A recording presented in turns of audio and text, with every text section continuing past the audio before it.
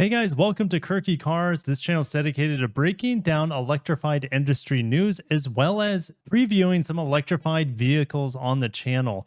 On my main channel, I test drove recently the 2023 Volvo S60 T8 Recharge Black Edition. This thing was an absolutely amazing luxury. Oh, it's just a little slice of happiness. I really enjoyed this vehicle. No vehicle is perfect. And I wanted to answer your questions about this vehicle on my second channel. So starting with Scott McCollum, he says, thanks for the review. My wife and I watched it together. We were sold on the base model to get the tax credit. Problem is that it's impossible to find any S60 recharge within 1,000 miles. Yeah, you probably, in order to get the tax refund, I know it's kind of a gray area. I still can't find out like the true answer. The best answer would probably be to talk to your local dealer to sort it all out, because things will also change January 1st and just like a week from this recording. So check with your local dealer. And if you want that base model, you're probably going to have to custom order it to be safe, because finding these vehicles is probably going to be fairly tough. The next post, he doesn't really have a name. It's just user and a bunch of letters and numbers. He says, good review. He has a couple of corrections. He talks about the B mode, and I didn't play with B mode hardly at all. So he says when pressing left or right on the gear selector, it's actually picking gears, not regen or not using brake regen. When stopped, it only allows you to pick 1 through 3, but at speed, you can go all the way up to 8, assuming the speed is just fast enough for the gear you're trying to go to. That makes sense.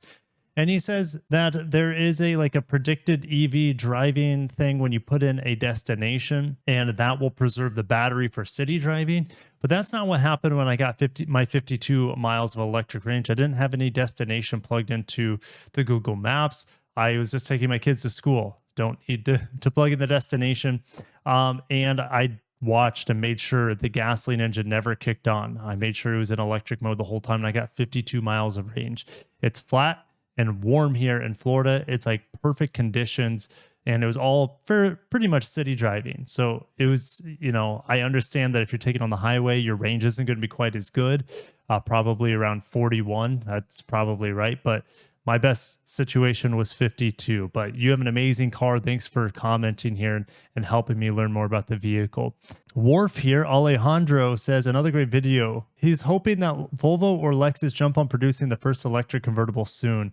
I don't know why there isn't any right now. I guess it's still a little early in the EV transition. And I think Polestar will have for sure that first EV convertible. At least that's the only one that I know of at this point in time. It would be amazing to have a little MX-5 EV convertible, but we need to keep the weight down on it. So solid state batteries would be a must first. So Blake Smith asked about the trunk. I didn't talk about it much on the video. He says, does it eat into the storage space? And NNN Harris says he has this car as well as a plug-in hybrid Fusion. And he says you can only fit a couple sacks of groceries in the Fusion because the battery's heated to the space, but he says the trunk and the S60 Recharge is absolutely huge. Yeah, it's there. I don't think there's any difference between the plug-in hybrid S60 and the normal S60 trunk. Is very accommodating. CM Daddy 88 says this versus an ES300H Sports Luxury, or like an F Sport model, that is still going to be cheaper than this vehicle, probably by about 10 grand. So it depends on what your budget is. If you're able to spend over 60K, and you have access to a level 1 or level 2 charger at your residence, I would pick this over the Lexus ES. Now, if you need more room in that back seat, and if you just prefer a cush riding experience, like a smoother suspension, a more traditional luxury, like the ES F Sport Hybrid is still going to be a little bit smoother driving, or at least handle the imperfections in the road a little bit better. Volvo's, when you hit bumps in the road, you can feel them and notice them. It doesn't feel terrible. And the S60 compared to like the XC90, like I feel like that really doesn't sort out the bumps in the road very well. The S60 does, but it's still pretty firm compared to the ES. So it just depends on your budget and what kind of driving experience you like. CDK Barbie says, I trust you as a Lexus guy. I'm between this and a 2023 BMW 330e.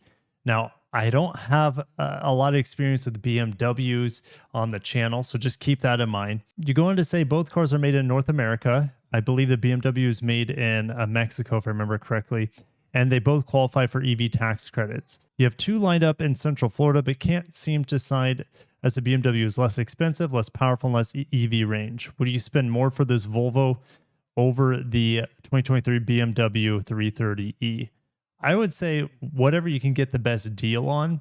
I know the BMW might not have as much range or power. If it comes at a lesser price point, you can definitely like live with having less EV range. You're not going to be spending that much more on gasoline versus the Volvo more than likely. But even then, like when you're buying luxury vehicles like this, gasoline and MPGs isn't the most important. So I get it. But to me, if both of them were on my doorstep, I would see what can I get the best deal out of. So if the BMW is that vehicle, go for it. And it seems like it's a little bit easier to find more than likely than this S60 Recharge. Mr. Tiger P pointed me out that I fat fingered Recharge initially. So thank you for helping me fix that in the title. Mr. Killer RC, he doesn't like the black package. I agree. And he says, what happens after the warranty expires? Well, just like any car, who knows with long-term longevity. Volvo hasn't been the best, but there have been examples in the past that Volvo is like super reliable. Now that might be too far into the past because they've switched hands of ownership over the years. This vehicle felt really solid, well built, and if you wanted to own it after warranty, then make sure to buy an extended warranty when you buy the vehicle, or you could just lease it. But anyways, they removed the supercharger. They did. So it's just a turbo on these plug-in hybrids now. But I can't address every single question or comment. So hopefully you enjoyed this. And I can't wait to drive the next Volvo, whether it's the EX90. I'd love to try the XC60 Recharge as well. The cross-country wagons would be amazing. And also the S90 would be pretty sick as well. There just aren't a lot of large sedans out there. But I'm going to cut myself off. Have a great day. Take care of yourselves and peace.